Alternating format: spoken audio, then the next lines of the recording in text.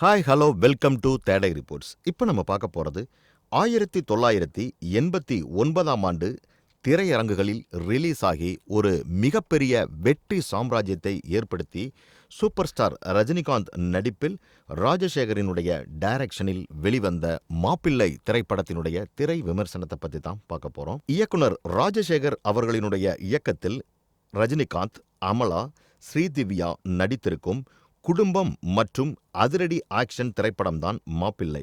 இந்த திரைப்படத்தின் தயாரிப்பாளர் அல்லு அரவிந்த், இசையமைப்பாளர் இளையராஜா. 1989ஆம் ஆண்டு வெளியான தெலுங்கு திரைப்படமான அட்டகு யமுடு அம்மையக்கி மொகுடு படத்தினுடைய ரீமேக் தான் இந்த மாப்பிள்ளை திரைப்படமாகும். இதனுடைய தமிழ் பதிப்பை கீதா ஆர்ட்ஸ் தயாரித்தது. மேலும் அசல் தெலுங்கு பதிப்பில் முக்கிய கதாபாத்திரத்தில் நடித்த சிரஞ்சீவி இந்த தமிழ் திரைப்படத்தில் சிறப்பு தோற்றத்தில் நடித்து மிகப்பெரிய பெருமை சேர்த்துள்ளார் என்பது குறிப்பிடத்தக்கது.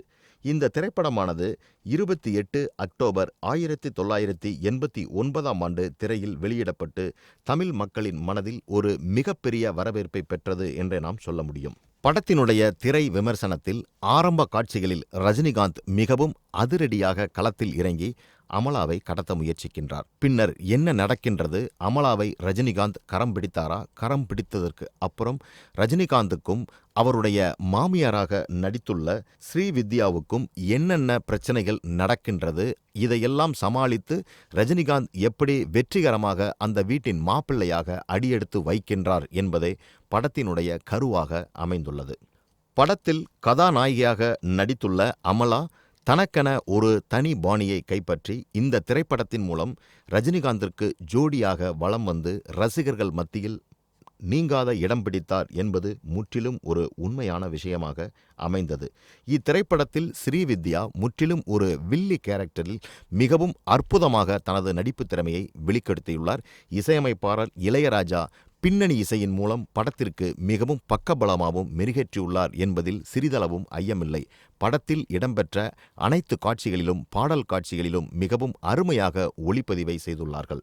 வினு சக்கரவர்த்தி மற்றும் எஸ். சந்திரன் இவர்கள் இருவரது நடிப்பும் படத்தில் மிகவும் கனக்கச்சிதமாக பொருந்தியுள்ளன.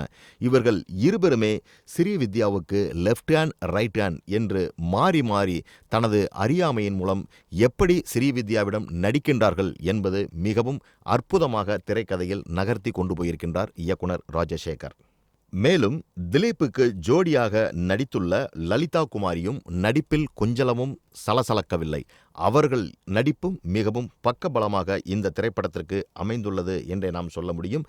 சிரஞ்சீவி மிகவும் சிறிய நேரத்தில் ஒரு மிகப்பெரிய தோற்றத்தில் வந்தாலும் படத்தில் மக்கள் மனதில் பதியும் அளவிற்கு தனது கதாபாத்திரத்தை நிலைநிறுத்தி சென்றிருக்கின்றார் என்றே நாம் சொல்ல முடியும். இந்த திரைப்படம் ரஜினிகாந்துக்கு திரையுலகில் ஒரு மிகப்பெரிய திருப்பத்தை ஏற்படுத்திய திரைப்படம் என்றே நாம் சொல்ல வேண்டும். 1989களில் வரிசையாக அவர் ஹிட் கொடுத்த திரைப்படங்களில் இந்த மாப்பிள்ளை திரைப்படமும் ஒரு முக்கியத்துவம் வாய்ந்த திரைப்படமாக கருதப்படுகின்றது.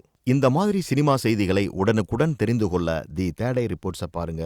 மறக்காம கமெண்ட் பண்ணுங்க, லைக் பண்ணுங்க, சப்ஸ்கிரைப் பண்ணுங்க, ஷேர் பண்ணுங்க.